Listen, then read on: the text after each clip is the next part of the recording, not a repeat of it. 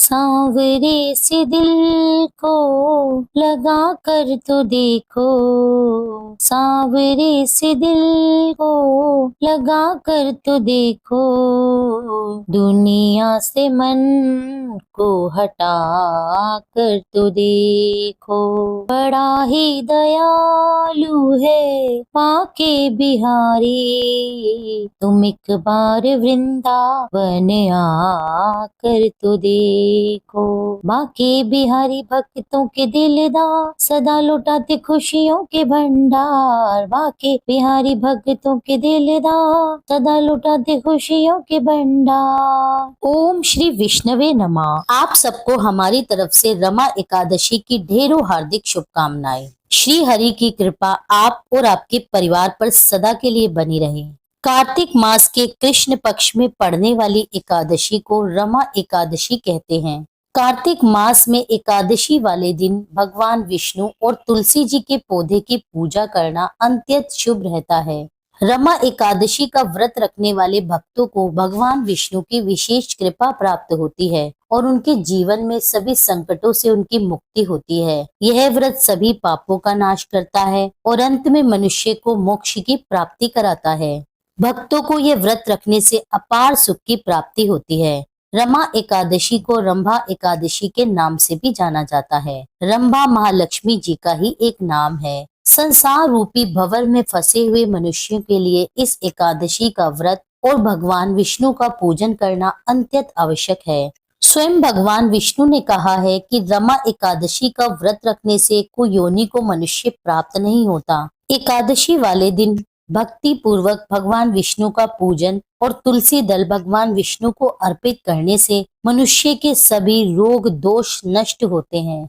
रमा एकादशी का व्रत करने से ब्रह्म हत्या जैसे बड़े बड़े पाप भी नष्ट हो जाते हैं और मनुष्य को यह व्रत रखने से वाजपेयी यज्ञों के समान पुण्य फल प्राप्त होता है। प्रिय श्रोताओं, आइए मेरे साथ रमा एकादशी व्रत कथा का श्रवण कीजिए। बोलिए विष्णु भगवान की जय। एक समय धर्मराज युधिष्ठिर ने भगवान श्री कृष्ण से कहा, हे भगवान, कार्तिक कृष्ण एकादशी का क्या नाम है, इसकी विधि क्या है और इसको करने से किस फल की प्राप्ति होती है, सो आप कृपया करके मुझे बताइए। तब भगवान श्री कृष्ण बोले, हे धर्मराज युधिष्ठिर, कार्तिक कृष्ण पक्ष की एकादशी का नाम रमा एकादशी है। ये बड़े बड़े पापों का नाश करने वाली है।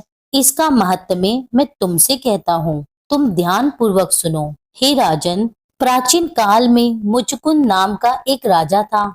उसकी मित्रता देवराज इंद्र से थी। साथ में यम, कुबेर, वरुण, विभीषण भी उसके मित्र थे। वह राजा बड़ा धर्मात्मा, विष्णु भक्त और न्याय के साथ राज्य किया करता था। उस राजा की एक कन्या थी जिसका नाम चंद्रभागा था। राजा की कन्या का विवाह चंद्रसेन के पुत्र शोभन से हुआ।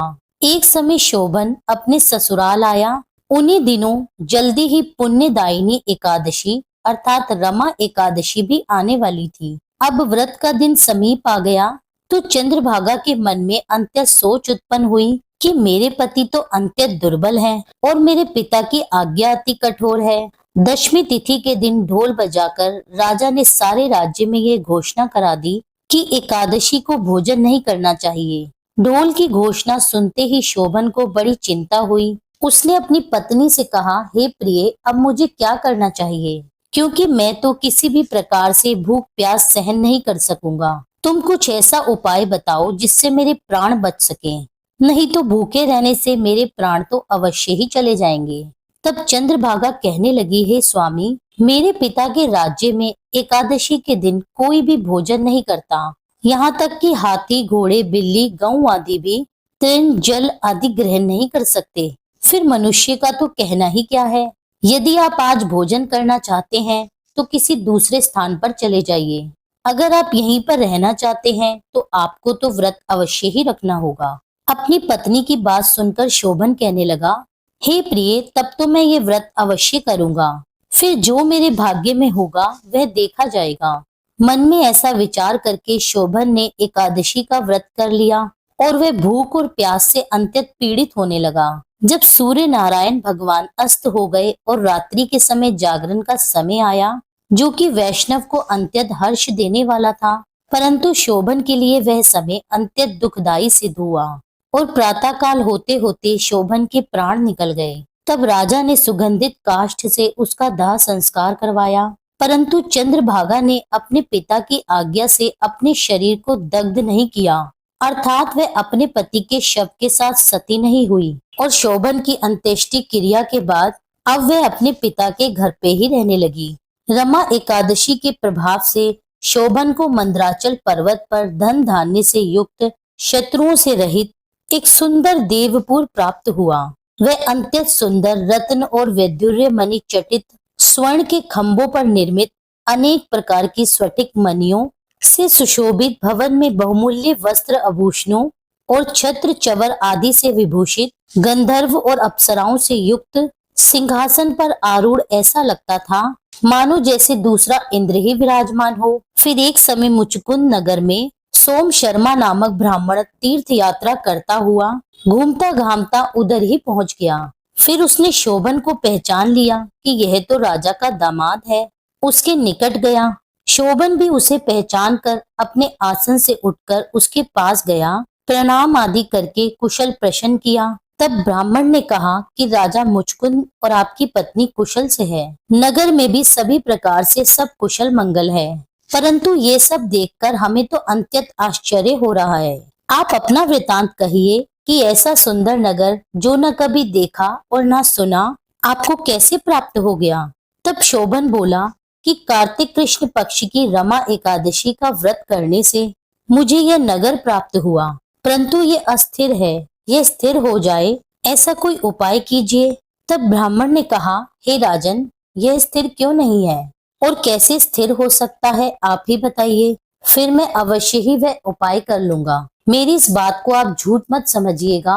फिर शोभन ने कहा कि मैंने इस व्रत को श्रद्धा रहित होकर किया है, अतः इसीलिए यह सब कुछ अस्थिर है। अगर आप मुचुकुंद की कन्या चंद्रभागा को यह सब वृतांत कहें तो ही यह स्थिर हो सकता है। शोभन की यह बात सुनकर उस श्रेष्ठ ब्राह्मण ने अपने नगर में लौटकर चंद्रभागा से सारा वृतांत कह सुनाया। ब्राह्मण के ये वचन सुनकर चंद्रभागा बड़ी प्रसन्नता से ब्राह्मण से कहने लगी, हे ब्राह्मण देवता, यह सब आपने प्रत्यक्ष देखा है या फिर आप स्वप्न की बातें कर रहे हैं? ब्राह्मण ने कहा, हे पुत्री, मैंने महावन में तुम्हारे पति को प्रत्यक्ष देखा है, साथ ही किसी से विजय ना हो ऐसा देवताओं के नगर के समान उसका नगर भी देखा है। उन्होंने यह भी कहा है कि यह स्थिर नहीं है, जिस प्रकार वह स्थिर रह सके वह उपाय करना चाहिए। तब चंद्रभागा ब्राह्मण से कहने लगी, हे विप्र, आप मुझे वहां पर लेकर चलिए। मुझे अपने स्वामी के दर्शन की तीव्र इच्छा है।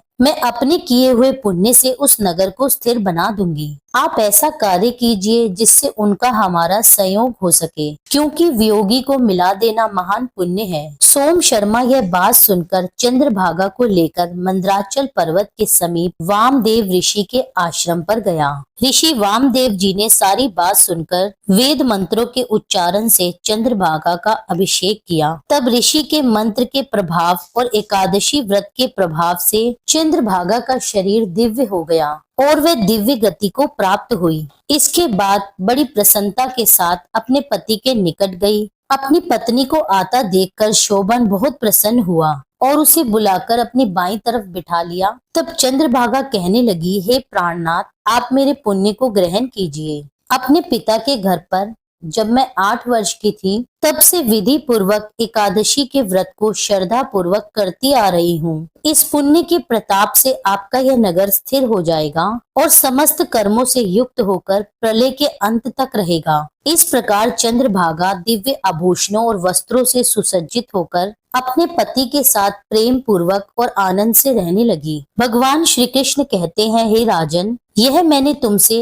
रमा एकादशी व्रत का महात्म्य कहा है। जो मनुष्य इस व्रत को करते हैं उनके ब्रह्म हत्या आदि समस्त पाप नष्ट हो जाते हैं। कृष्ण और शुक्ल पक्ष दोनों की एकादशियां समान हैं, इनमें कोई भेदभाव नहीं है। दोनों ही एकादशी व्रत समान फल प्रदान करते हैं। जो भी मनुष्य इस महात्म्य को श्रद्धा पूर्वक पढ़ते व सुनते हैं वे भी समस्त पापों से छूटकर अंत में विष्णु लोक को प्राप्त होते हैं।